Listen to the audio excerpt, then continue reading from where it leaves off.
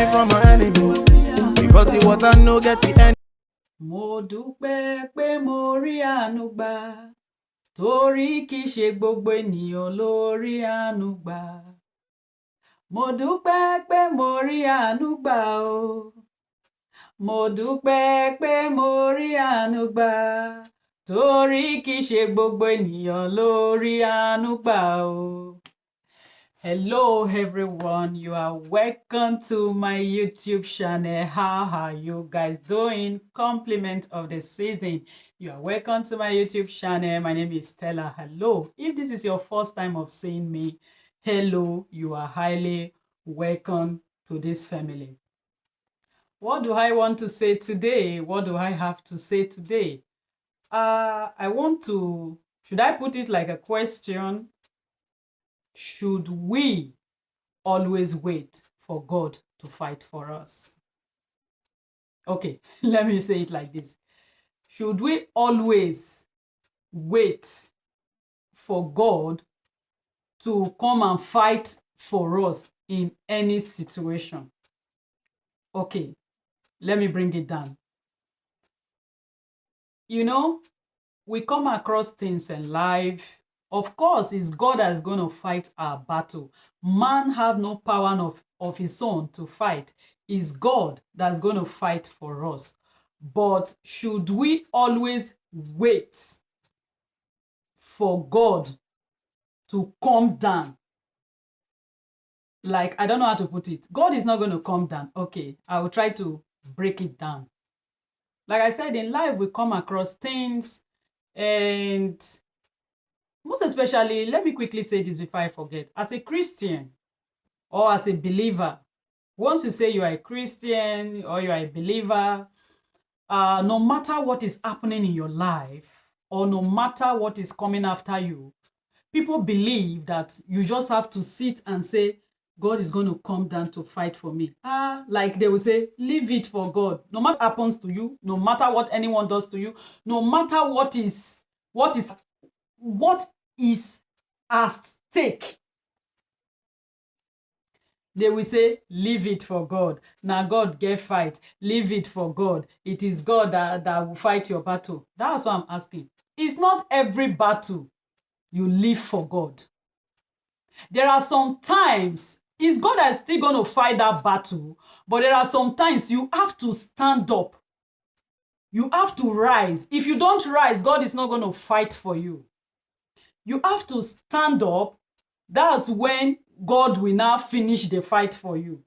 There are times God will say, let me tell you, it's not all battle. There are some battles. That's why it's very good to be spiritual. Let's say your life is at stake. God is not going to tell you, don't go and fight. Leave it for me. It's not going to tell you that one. Rather, it will teach you how to fight. It will teach you what to do. It will teach you how to carry on the battle. We say, go, I'm at your back.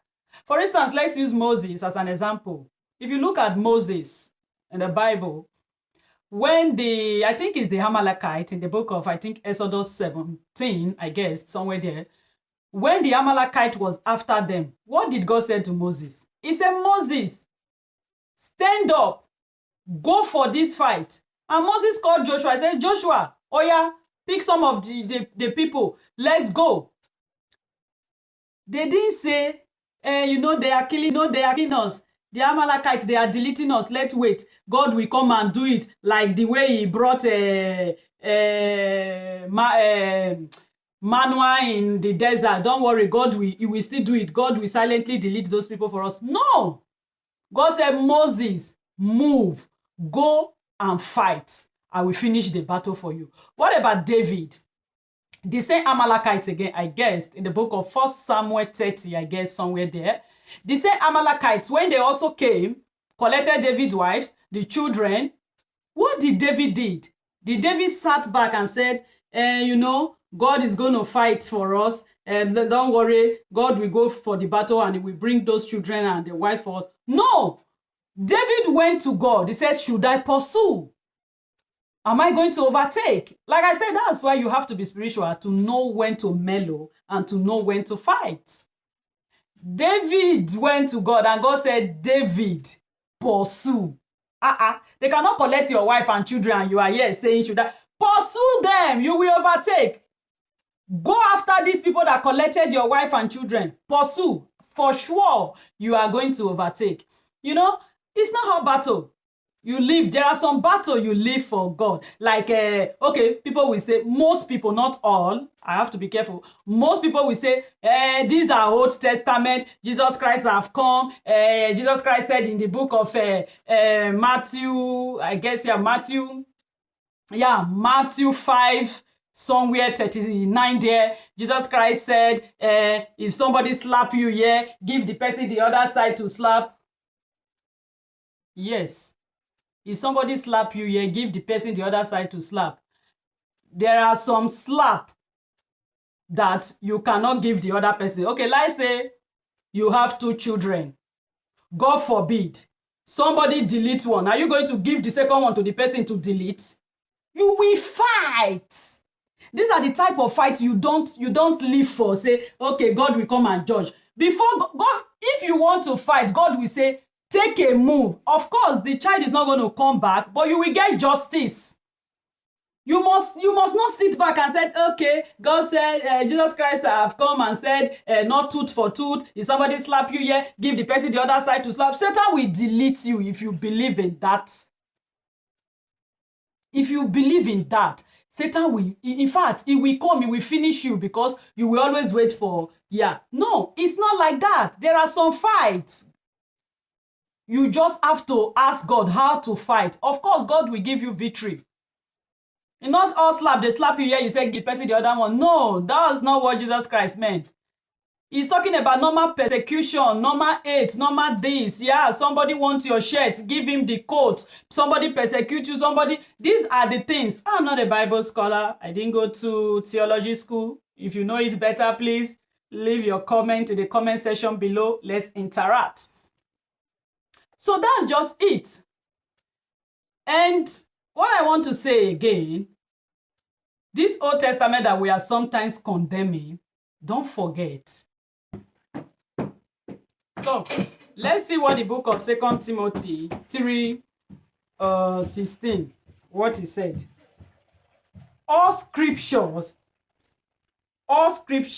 is God-breathed and is useful for teaching, rebuking, correcting, and training in righteousness. All scriptures, all, whether Old Testament or whether New Testament, all scriptures. They didn't minus anyone. So if you are minusing Old Testament, you want to live in only New Testament. Yes, of course, there are a lot of things in Old Testament that Christ has come to change. Like when we sin, we don't need to go and kill goat, we don't need to go and kill ram, we don't need to. Yes, grace. Now we now have grace. That's why he said, I didn't come to abolish it, I come to fulfill. So Christ has already fulfilled that part for us. So now we don't need to, but it doesn't mean that you will say, Jesus Christ say, when you give you here, give me the other side. I should not fight. No, there are some fights you have to do. There are some fights that you really have to do. That's why it's the same Bible that said, he said, resist the devil and he will flee from you. Resist the devil. Resist the devil. So how, if you don't want to fight, then be ready to resist the devil. If you know you don't want fight, then resist the devil. Then make sure that that fight doesn't come to you. In any way you will do it to make sure that a fight does. He said, resist the devil and he will flee from you. So, I don't know if I'm making sense. I don't know if I'm making sense. So, what I just want to let us know is that it is not all battle you live for God. Like, it is still God that will fight it, but there are some fights that you have to move. There are some fights you have to take step. There are some fights you have to stand. Then when you stand, God will go with you. He said, yes, go. I'm at your back. I'm at your front. You know, if you say, like I said, if you say, no, leave everything for God, leave everything for God. It's not everything you leave for God, though. Leave it, God will come and fight. And yes, God will fight, but make move for God to fight for you. Make move so that God can finish the battle for you. Yes, it's not all fight, but like I said, you have to be spiritual enough to know when to fight. Spiritual enough to know when to fight. It is not all fight. You see, as strong as David, he asked from God, should I pursue? What about Moses? He asked, should I go? So you just have to know, like I said, the example I give, God will not see evil coming to you and he will say, don't go to fight. No, I don't think God will tell you, keep quiet. I think I make one is that God will not tell you that, no, don't talk. Just let that evil come and devour you. No. I don't think so. I don't think so. He will always give you a way. He will teach you a way to fight. He will teach you. That's why I say resist it. If you cannot resist it and that evil come to you and it is something that you have to fight for, I think God will permit you to fight. But the only thing people don't understand, ask God how to fight. He will teach you. There are some fights that you don't just need to come out and fight, bag, bo. No. There are some technique, some secrets to it that you need to ask God, how should I fight this fight?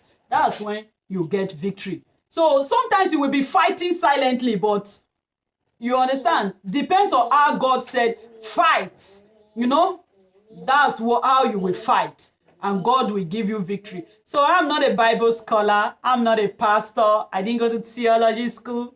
If you know any Bible verses, if you think there is anything you can add, please leave it in the comment section below. Feel free to comment. We are all learning. I'm not perfect. I don't know it all. Please feel free to leave your comment in the comment section below. I'm just going to say thank you for watching until I see you in my next video. Thank you very much. God bless you.